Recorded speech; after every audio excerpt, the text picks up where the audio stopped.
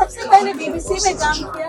BBC میں میں گئی تھی ایک پروگرام میں حصہ لینے کے لیے. پتہ چلا اگلے 22 سال میرے اسی عمارت میں گزر گئے. 8 سال میں 9000 عورتوں کو یہاں تعلیم دی برطانیہ میں. ایڈوائزر کی حیثیت سے انہوں نے مجھے اپوائنٹ کیا اور اس کے بعد پھر میں 2 سال کے بعد کمانڈر بنی. اس کے بعد میں اب واحد مسلم کیپٹن ہوں دنیا کی. میری ماں اگر مجھ سے یہ کہتی ہے کہ تم ایک فن فیئر کی طرح ہو اور میرا دل چاہتا ہے میں تمہیں دیکھے جاؤں. اس وقت ایک ایسی خاتون، پاکستانی نژاد خاتون جو کہ یہاں برطانیہ میں جنہوں نے ایک بہت زبردست جو اپنا ایوارڈ بھی لیا ہے اور یہاں کے جو برٹش نیوی اس میں آنرری کیپٹن کے عہدے پہ بھی ہیں، دردانہ انصاری صاحبہ کو یہ پریسٹیجیس میڈل بھی ملا ہے. ان سے بات کرتے ہیں. دردانہ صاحبہ، آپ کو بہت لوگ دیکھنا چاہتے ہیں، بات کرنا چاہتے ہیں، کچھ اپنے بارے میں بتائیں گی؟ میرا نام دردانہ انصاری ہے، جو لوگ مجھے نہیں جانتے، اور آپ لوگوں کی محبت ہے دنیا کی اور ہمارے لوگوں کی جہاں جہاں بھی ہیں، اور جس قدر وہ پیار مجھے دیتے ہیں میں سمجھتی ہوں کہ میں نے زندگی میں کوئی اچھا کام کیا ہوگا.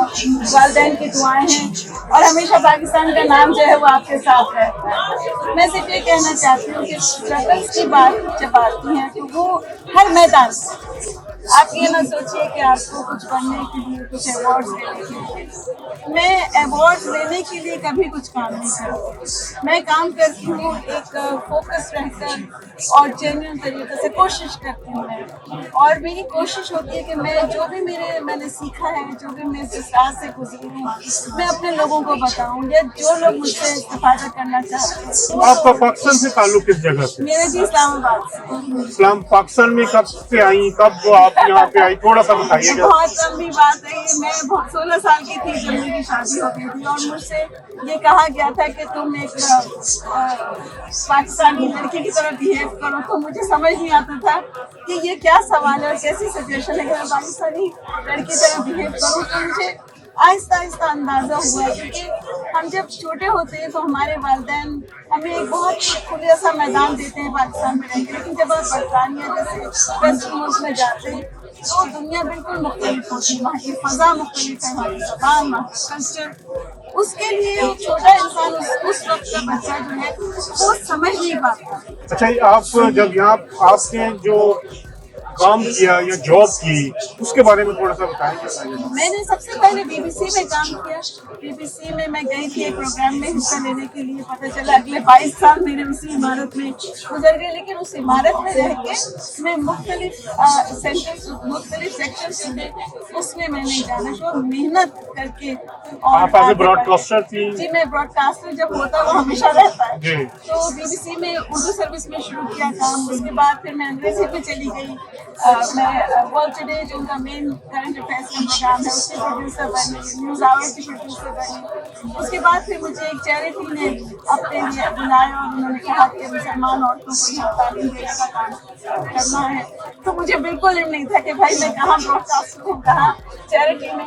اس میں مجھے اندازہ ہوا کہ انسان دوسرے انسان کے لیے کام کرنا کس قدر، یا پھر یہ کہ جب پاکستان میں زلزلہ آیا تھا 2005 میں، وہاں مجھے بھیجا گیا کیونکہ میں ٹیلی ویژن پہ بھی پریزنٹ کرتی ہوں.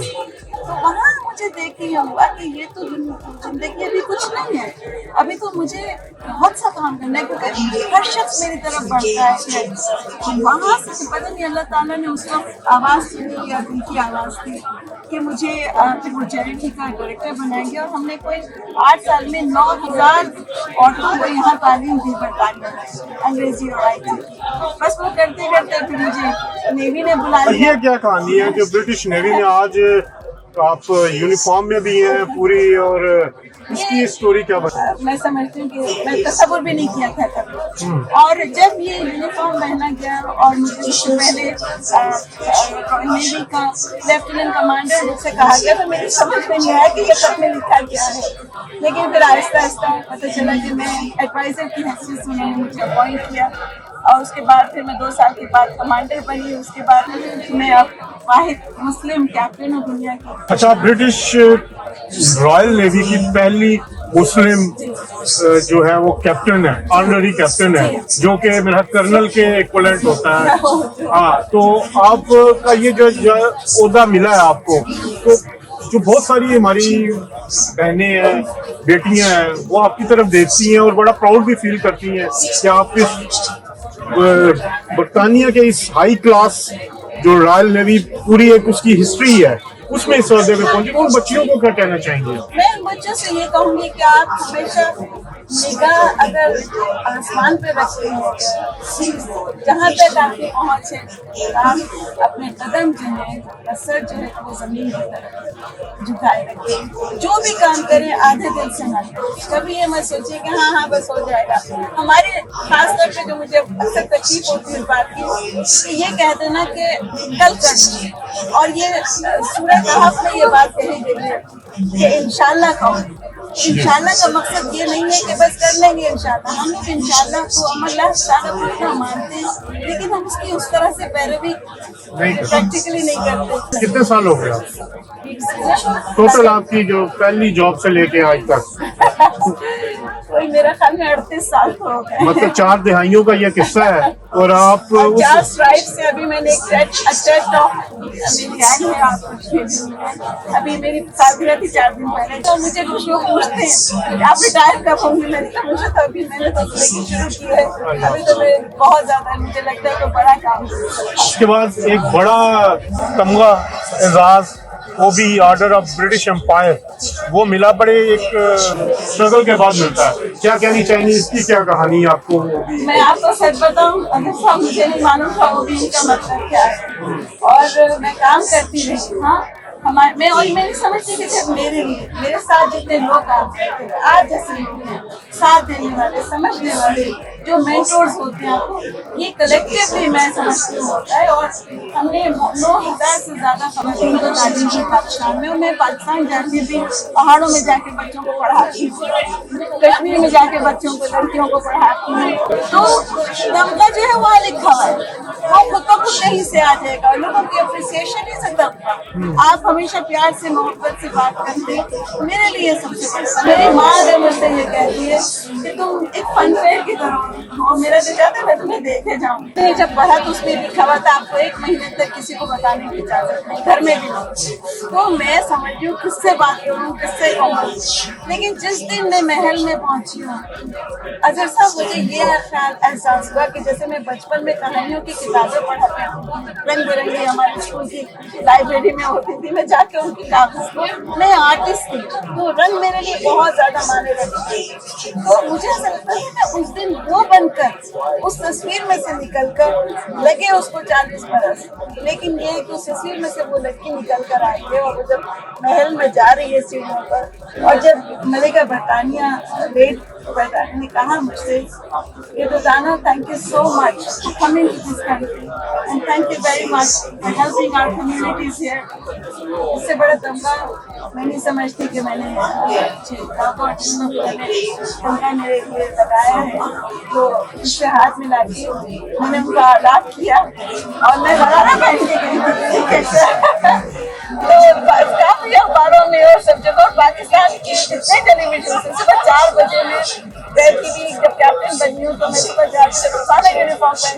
तो ये बड़े ऑनर की बात है कि आप काम करते हैं, लोग आपको पहचान लें। मर्द बहुत अच्छे हैं, बहुत काम करते हैं, लेकिन खवातीन को चाहिए ये खाना। मैं खाना भी पकाती हूँ, मैं अपनी अम्मा के लिए खड़े होके जो कहती हूँ मैं उनके लिए कड़ी भी पकाती हूँ। लेकिन जिस वक्त मैं वो काम कर रही होती हूँ मैं बिल्कुल उस पर फोकस होती हूँ। लेकिन जिस वक्त मैं अपने यूनिफॉर्म में होती हूँ, I respect this uniform very much. Pakistani खातून इस्लामाबाद में बैठी है या लाहौर में बैठी है या कराची में बैठी है या किसी छोटे शहर में बैठी है, उसको क्या कहेंगे कि वो उसको क्या करना चाहिए? क्योंकि आप भी इस्लामाबाद से उठ के शाही महल तक पहुंची, लगे तो 40 साल, लेकिन आप पहुंची, उस मुकाम पे पहुंची कि बहुत कम मुस्लिम खवातीन उस तक पहुंच सकती। अपने अंदर के गुण खुद पहचानो, अपने आप से छूट नहीं।